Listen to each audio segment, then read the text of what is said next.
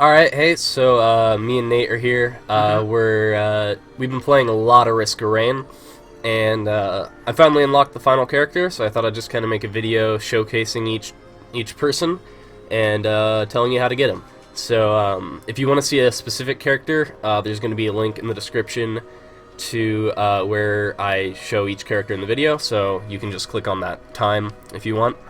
Yeah, so the first character we're going to be showing is the Commando.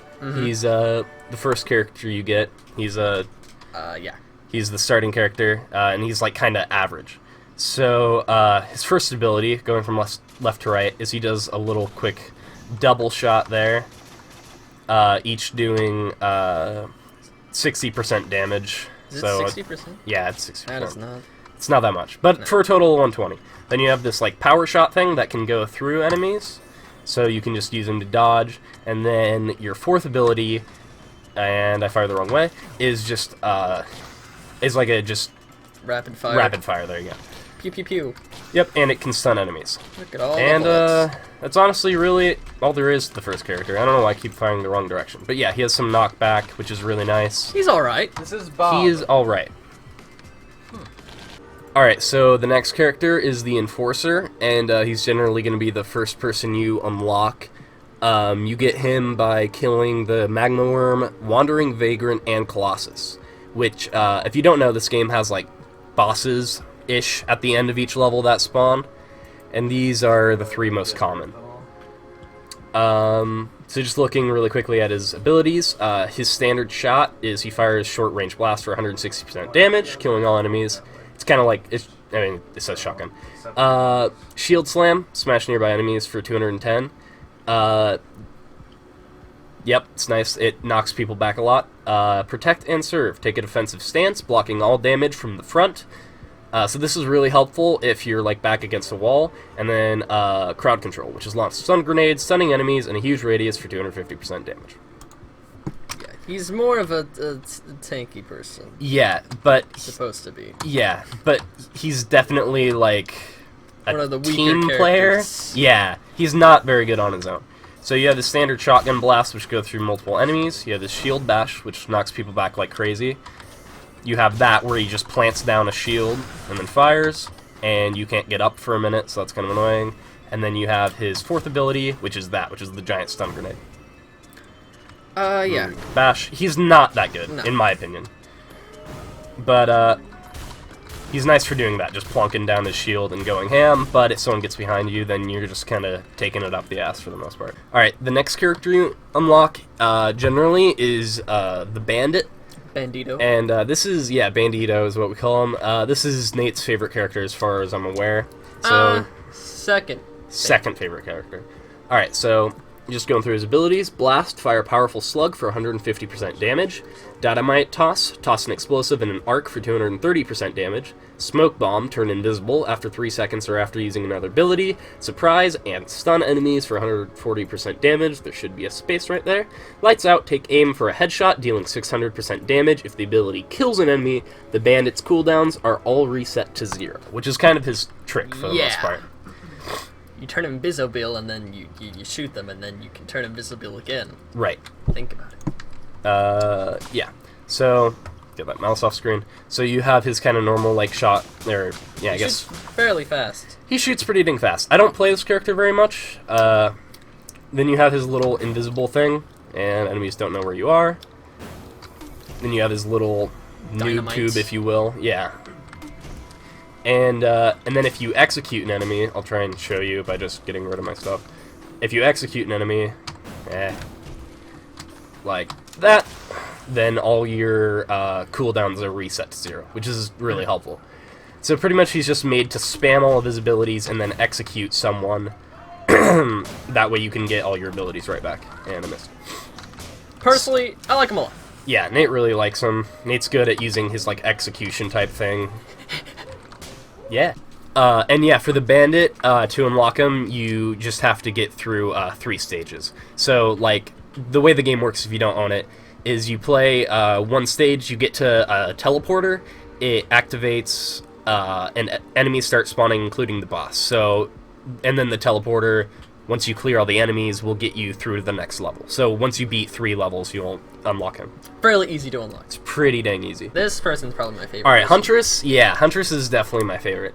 Okay, so the first thing to know about her is no matter what direction you're running, she is going to fire towards enemies. So like with Commando and Bandit, I was kind of sometimes shooting just in the wrong direction of enemies. It's because I've been playing a lot of the Huntress, and it doesn't matter which way you're facing. You'll just shoot the enemies. So she's super good at kiting, which is, well, running and firing while remaining unhurt. So she has Strafe, fire an arrow for 140% damage. You can shoot all skills while moving. Laser Glaive, throw a glaive that bounces to up to 4 enemies for 300% damage, increases by 30% per bounce. That one's super helpful. Blink, teleport forward a small distance. That one's really good. That's also very good. Cluster Bomb, fire an explosive arrow for 320% damage. The arrow drops bomblets that detonate for 6 times 80%. Yeah, so just to mention her blink, when you do that, if you go through an enemy that you get hurt by just touching them, it will still hurt you.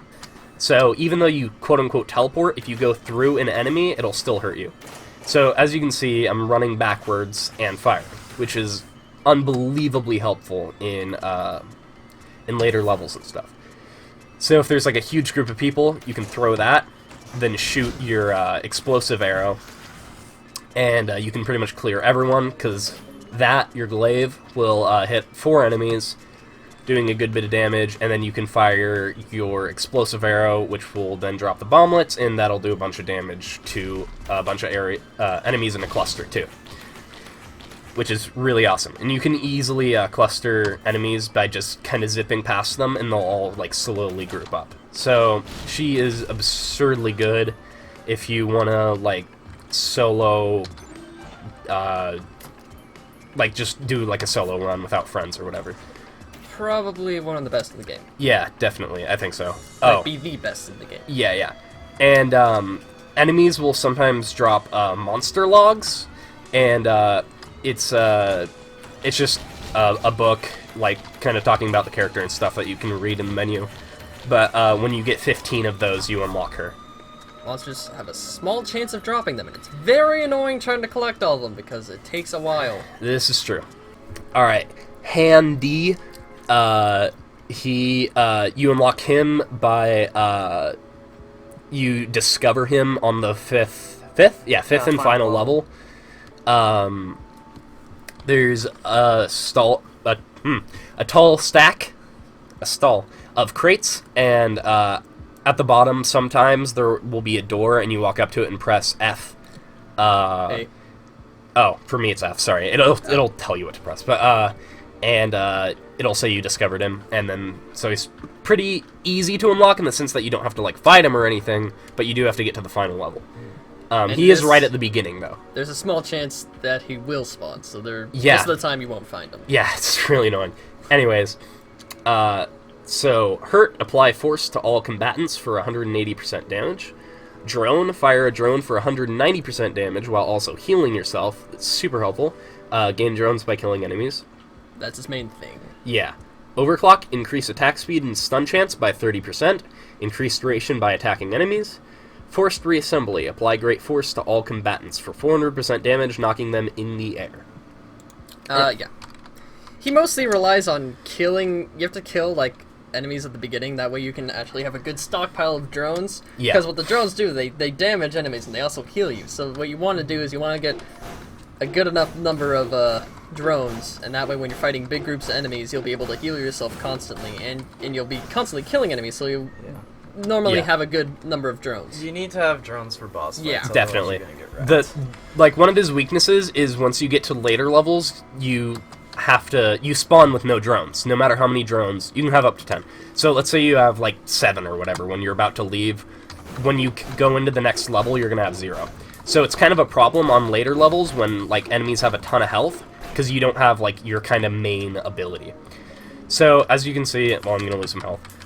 So I'm missing health, I'm going to send out a drone. It hurt the enemy and gave me health. So it's super helpful. That, when I turn red, is the overclock, and you just fire faster and do more damage. And then, let me get a group of enemies. Is he going to fall down? No, they don't fall down. Anyways, the hammer just knocks them airborne. So, yeah.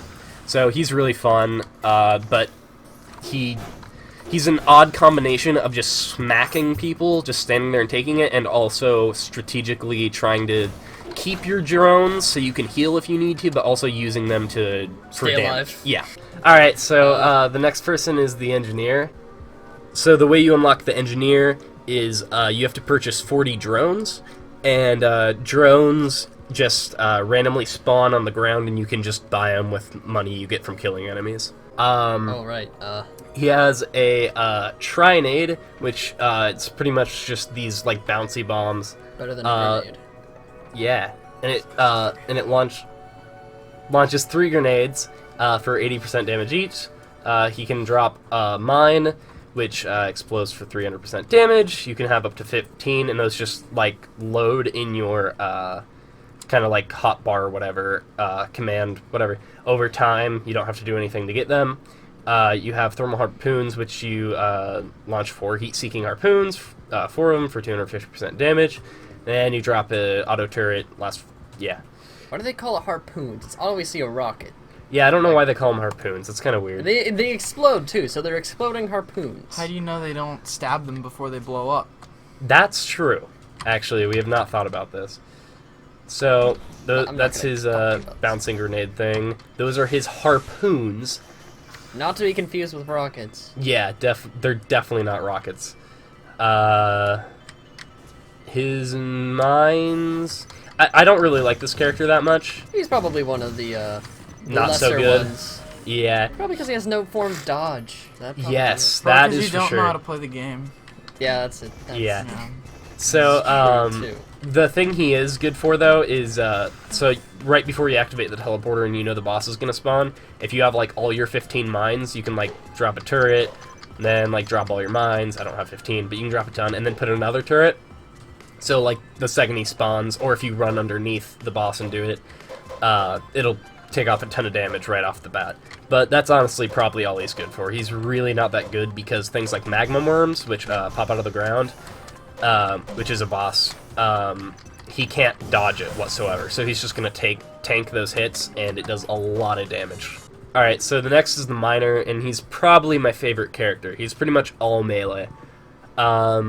Well, I don't know. I said the Huntress was already my favorite character. I think it's a tie between the Huntress and the Miner. The way you unlock the Miner is the fourth stage will sometimes be the Magma Barracks, and if you go to the bottom right of the map, there's a big like lava pit, and there's a little tunnel in the lava going like way to the right off screen. So you'll lose a lot of health going through that, but at the end of it, there's a boss that will spawn, and then if you kill the boss, it'll say you unlocked the Miner. So crush nearby enemies for 140% damage. Drill charge up for 2 seconds. On release, dash through enemies for up to 600% damage. You cannot be hit while dashing. Back blast backwards a small distance for 200% damage, stunning all enemies. You cannot be hit while dashing. To the stars, jump into the air, hitting enemies below for 3 times 180 damage total. So pretty much he has a ton of dodges, which is really helpful. Especially for a melee character. But unlike the Huntress and some people like that, his dodges also do damage. So that was his charge up, as you could see. Then he has that where he knocks people backwards. Then he has his jump and then slam down thing. Oh, that was good. And then he just has a normal like auto attack, which is close up. But the cool thing about his jump and then hit the ground is that's a separate jump. So you can do your normal jump, then hit it, and you'll jump twice. Ow. You can just tap your charge up if you want to just move around really fast. So you can get really high with him, 420. And yeah, he's just really helpful against like big clumped up enemies because he can be running away and then hit that, and you can't be hurt while dashing backwards, and it stuns enemies. So he's pretty helpful for that. Alright, so this is the sniper. He's not that great. Well, alright. Okay. Take back what you said, heathen. He's fantastic. Okay, so here's the sniper. He's really, really, really good. And, no, he's fine. He's... The problem is he kind of is only good in co-op, I'd say. If you're playing in solo, you're going to be, like, tanking a lot of stuff. You kind of have to, or dodge it, and he only has, like, one dodge. And I'll show you. Snipe. Shoot an enemy for 250% damage. Reactivate the ability to reload your weapon, granting bonus damage if timed correctly. Steady aim. Carefully take aim, increasing damage the longer the button is held down for. On release, fire a bullet for up to 2,000% damage. That's a lot of damage. It is. Military training. Backflip a large distance. You cannot be hit while rolling. Spotter scan. Send your spotter out to analyze the most dangerous enemy, increasing critical strike chance against it by 100%. And, you unlock the sniper by, shit. You just beat the game. Yeah. Yeah. You beat the game. All you have to do is beat the game. It's really that easy. I said shit because I lost myself and couldn't find... I just forgot. Sure. Yeah. Well, whatever it is, it's not running the teleprompter. I don't know what you're talking about. The sniper is pretty good. Okay. Pretty good at killing bosses. 'Cause, I mean, he can one-shot a boss if you line up the shot right and there's no one in front of you. I'm not good at the and you sniper. got time. I'm not good at the sniper. And, yeah. Those, like, Oh, that was a good. little much for you? Yeah. So... Getting What overwhelmed. are you doing, man? I'm really good. So he has this like hold down power shot thing that can go through multiple people and do damage. That reloading thing occurs on his standard fire and his like power shot.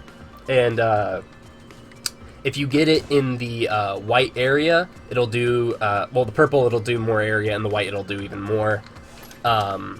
So kind of like Gears of War, but instead of how long it takes, it's how much damage the next shot will do. I don't know, I just feel he's like really difficult to do well on by yourself. He does have a really good dodge though, because he goes pretty far. And if you can get that right, it does a lot of damage. Like the purple number was the extra damage it did, which was half of the normal damage. So it does 150%, it looks like, if you hit the white. Then you have his scanner, which will show you the most dangerous enemy. And then you'll do critical hit on him. 100% chance of critical hits. Yeah. So I don't like him personally. This guy's as pretty you can probably much tell, a boss but killer. he destroys bosses though for sure. If you have your scanner on the boss and then you use your charge shot all the way up to the full capacity, you're going to one-shot him. This it's is true. Pretty much guaranteed. Which is if very there's no helpful. enemies in front of you. Yeah, that's the other thing. Enemies can totally get in the way. But so he's really good when on like playing with friends, but by yourself it's a little difficult, in my opinion. So if you have no friends, I don't suggest using man. this. Yeah. Sorry, man. That's a real shame. There's only so much we can do. Pretty sure you can talk to someone about that. Yeah, Like people that can be your friends. it's true. Or you could just see a counselor. Yeah. And pretend then he like can they're be your friend. Yeah. That's true. Alright, so Acrid is a really interesting character compared to the rest because most of the other enemies are either just like melee or ranged for the most part. Acrid can kind of do both because his main stuff is like using poison to hurt enemies. Poison. Festering Wounds. Maul an enemy for 120% damage. The target is poisoned for 24% damage per second. Poison. Neurotoxin. Spit toxic bile for 220% damage, stunning enemies in a line for 1 second. That's more poison. Caustic Sludge. Secrete poisonous sludge for 2 seconds. Speeds up allies while slowing and hurting enemies for 90% damage. That's fast-moving poison. Epidemic. Release a deadly disease, poisoning enemies for 100% damage per second. The contagion spreads to 2 targets after 1 second. I don't think that one's poison. So, you get Acrid on the 3rd level if you spawn in the Sunken Tombs, which is this kind of like half underwater, half not underwater level. He's at the top right. He'll be in a crate, and you just walk up to it and press whatever your like use button is. Oh, I missed. And then you have to fight him.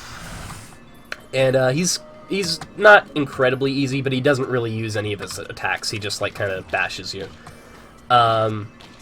He's pretty much just like a little bit harder than your average boss. So the move I used earlier, which is that one, is it speeds me up, it slows down enemies, and hurts enemies, so it's really helpful. A lot of the time, let me try and get more than just that one guy up there.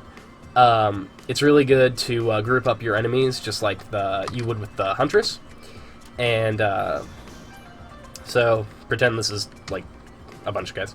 Then you shoot your disease, and it's gonna poison them as well as the slime on the ground. And then after a second, it'll spread to 2 more enemies. Then after a second, it'll spread from them to 4 enemies. So it's really helpful. And then also he has his little like slime blast thing, which has a really quick cooldown, which is nice. He's a super fun character just because he's very different from the rest of the characters, and you can kind of use him for melee or range. It's good to get health items with him because you're going to be running through enemies to lay down slime. But you can just run through levels really fast, also because you know an enemy's going to die from your slime and you just keep moving on, which is really helpful. Alright, so the last person is the Mercenary, and you get him from beating the game 5 times. I'm pretty sure I only beat the game 4 times and then it gave him to me, but maybe I just miscounted. He's a cool last character to get, just because he's kind of a bash everything with my sword guy, so it's kind of cool to just get him at the end. But, Laser Sword, slash in front of you, damaging up to 3 enemies for 130% damage. Whirlwind, quickly slice twice, dealing 2 times 80% damage to all nearby enemies. Blinding Assault, dash forward, stunning enemies for 120% damage. If you hit an enemy, you can dash again up to 3 times. You cannot be hit while dashing. Eviscerate, target the nearest enemy, attacking them for 6 times 110% damage. You cannot be hit for the duration. So, his dash is really good because most of the time when you dash, you're probably going to be dashing through an enemy. So, being able to dash twice in a row is super helpful, like that. Especially since you can't get hit during that. So you can dash up to 3 times. That was his Whirlwind, where you just hit him twice. And then you have his 4th ability, where you do that. Omni Slash.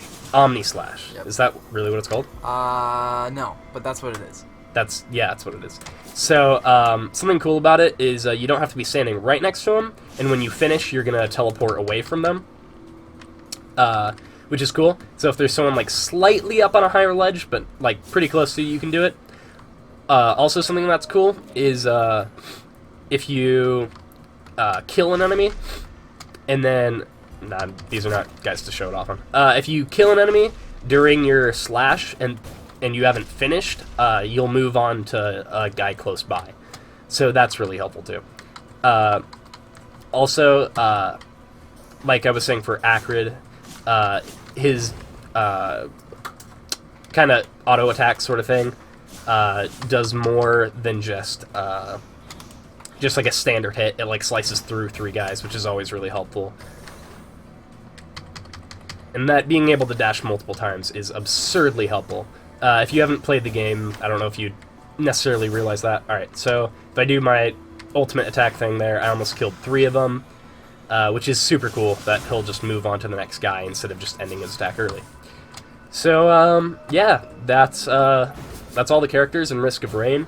It's an amazingly fun game. We've had a really fun time playing it, and we're going to keep playing it. I've put like 24 hours into it over a week, which is really unhealthy, and probably have vitamin D deficiency, and probably keep playing this game though, now that I've unlocked this guy. And it has a lot of replayability, and it's just super fun. It's only $10 on Steam. I'll put the link in the description, and thanks for watching.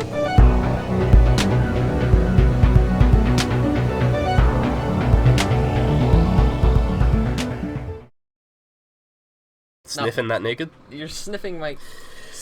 Get your nose off of my naked juice. I'm sorry.